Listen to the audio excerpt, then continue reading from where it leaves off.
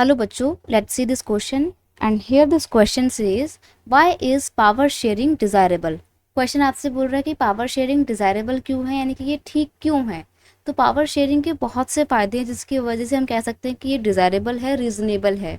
तो हम यहाँ पे बात करेंगे पावर शेयरिंग की। क्वेश्चन का की कंसेप्ट है पावर शेयरिंग। पावर शेयरिंग क्या होता है, जब गवर्नमेंट के अलग अलग ऑर्गन के बीच में या अलग अलग लेवल ऑफ गवर्नमेंट के बीच में पावर को बांटा जाता है, पावर को शेयर किया जाता है, उसको बोलते हैं power sharing. Power sharing helps to reduce the possibility of conflict and dispute between different social groups. Power sharing क्या करता है, अलग अलग सोशल ग्रुप के बीच में जो कॉन्फ्लिक्ट जो भी होते हैं, लड़ाई झगड़े हो सकते हैं, उसको रिजॉल्व करता है या उसकी पॉसिबिलिटी को काफ़ी हद तक कम करता है।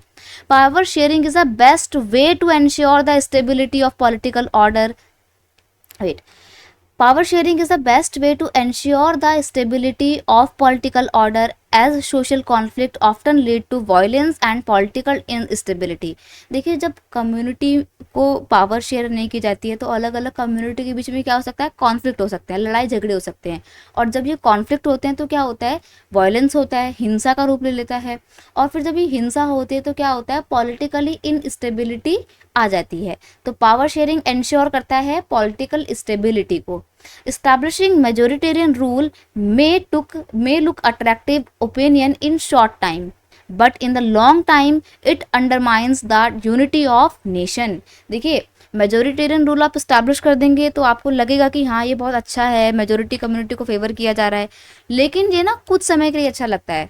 लॉन्ग टर्म में अगर आप देखोगे, आपको अगर अपनी कंट्री में पीस चाहिए, आपको शांति स्थापित करनी है, तो आपको ये मेजोरिटेरियन रूल इस्टेब्लिश करना बिल्कुल भी सही नहीं है, क्योंकि आगे जाके ये मेजोरिटेरियन रूल कंट्री की यूनिटी के लिए खतरा साबित हो सकता है। Majoritarian rule in Sri Lanka is best example that shows that how it ruined the peace in Sri Lanka. अब देखिए, 1956 के बाद से श्रीलंका की गवर्नमेंट ने क्या किया था, 1956 के बाद से श्रीलंका में मेजोरिटेरियन रूल स्टैब्लिश हो गया था। और ये मेजोरिटेरियन रूल श्रीलंका में कितनी प्रॉब्लम्स क्रिएट करता है, किस तरीके से सिन्हाला और तमिल कम्युनिटी के बीच में इतना डिस्ट्रेस का सिचुएशन क्रिएट हो जाता है कि ये सिविल वॉर का रूप ले लेता है। पूरे तरीके से वहाँ पर अनस्टेबिलिटी आ जाती है, पीस पूरी तरीके से ख़त्म हो जाती है, बहुत सारी प्रॉब्लम श्रीलंका को फेस करनी पड़ती है। इसलिए कहा जाता है कि पावर शेयरिंग बहुत ज़रूरी है, इसके पीछे बहुत सारे प्रूडेंशियल रीज़न है और ये बहुत इंपॉर्टेंट तरीके से डिज़ायरेबल भी है। I hope you understood it well. Best of luck. Thank you so much.